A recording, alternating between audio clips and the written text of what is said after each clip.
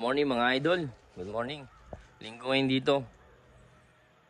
Ngayon magbebenta ako ng mga bote tsaka mga beer can. Dadalhin natin sa beer store. Ayan, pakita ko sa inyo kung gano'ng kadami. Ayan mga idol. Beer can.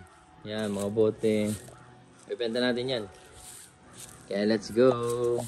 Dalhin natin sa beer store. Ayan na mga idol. Naikarga na natin sa sasakyan ang ating mga bote na ibebenta. At hindi na kasya. Puro bote lang yung nasa likod. Ito pa yung dalawang plastic bag na inkan, beer inkan. Kaya let's go. Bebenta na natin kung magkano yan.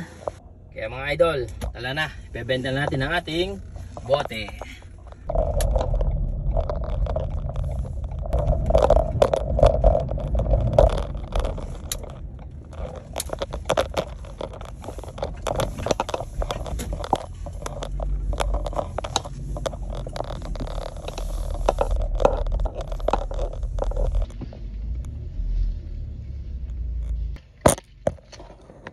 Yan na mga idol, dito na tayo.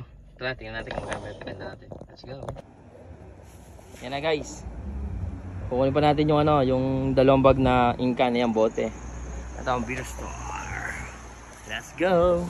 Ayan na mga idol, napagbilan natin ay $34.50.